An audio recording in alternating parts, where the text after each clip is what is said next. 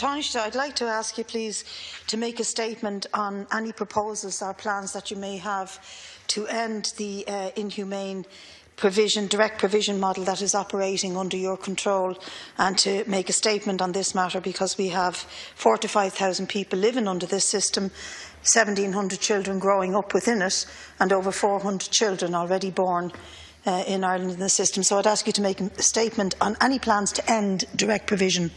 Thank you, Deputy Taoiseach, to reply. Well, what I would say to you in the first instance, Deputy Smith, is that every effort is being made on a continuous basis to provide a high level of service to persons in the direct provision system.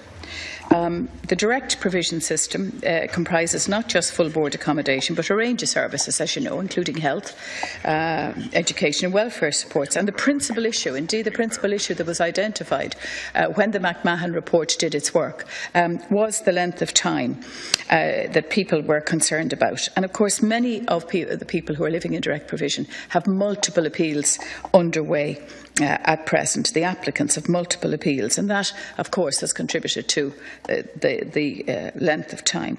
But we are committed to reforming the direct provision system, with particular focus on families and children. I want to say that to you. The previous government established the working group chaired by Judge McMahon. Just last week I held a meeting with all of the relevant stakeholders and discussed with them the implementation of that report and where we're at in relation to it. Now, the McMahon report said we had to improve the application process and improve the quality of life in the accommodation through improvements in services.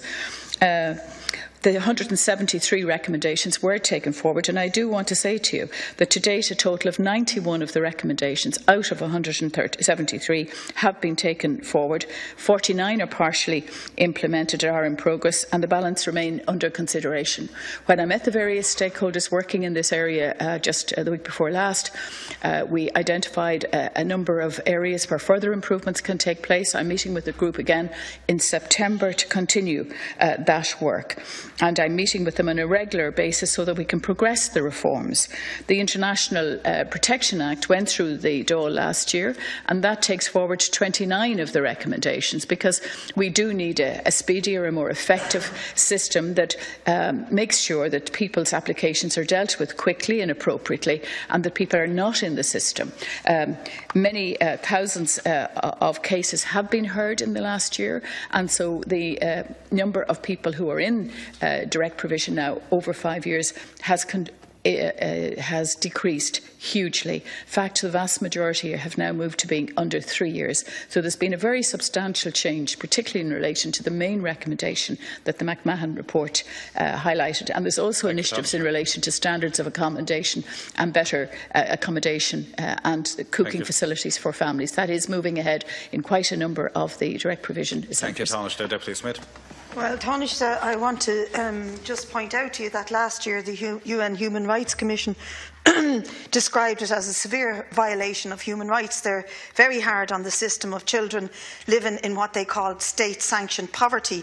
Now, you're aware that there's an allowance of €19.10 a week for each adult in direct provision, and that was set in 1999 and has not changed.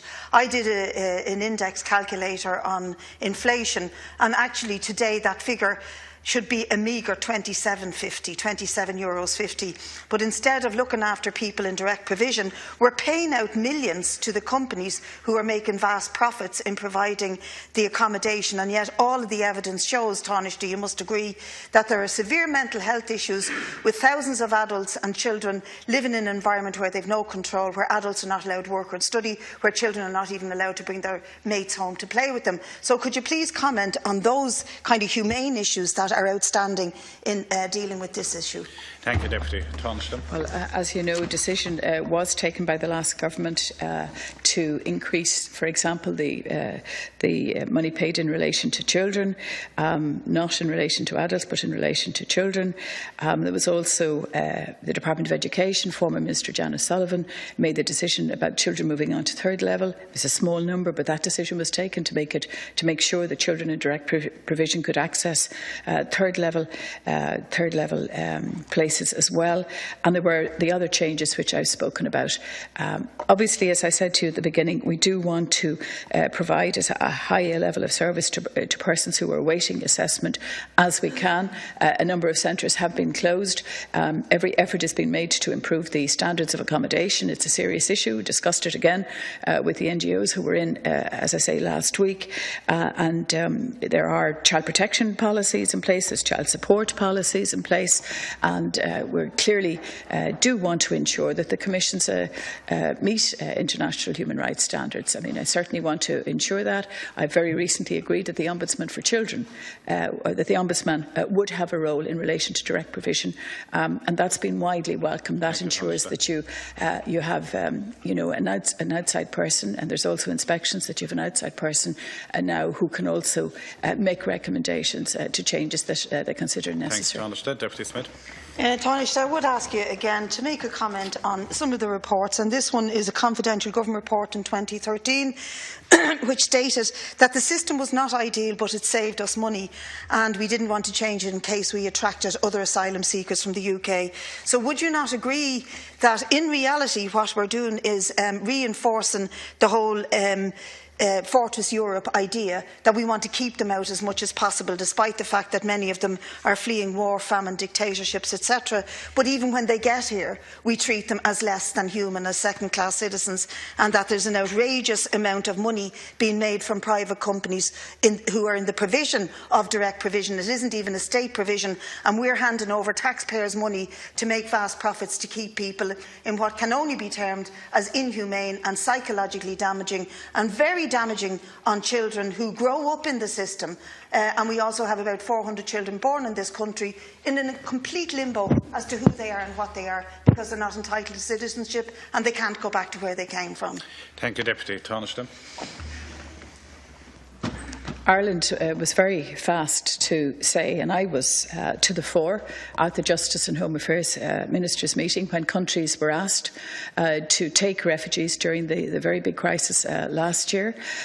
We immediately agreed to take 4,000 refugees. That was a sign of our intentions in this area.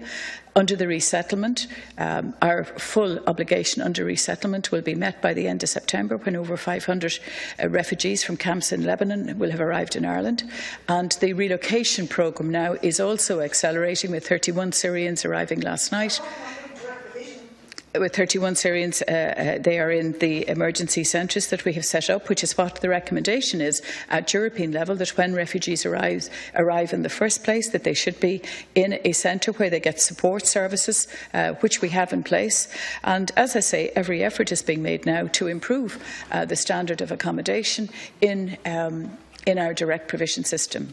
I assume you have visited some of those centres. I mean, certainly I've been to varying centres, and I do think the recommendations in the McMahon report in relation to providing better accommodation for children and families where they have their own cooking facilities, we are trying to move to that as quickly as possible. Okay, I'm moving on.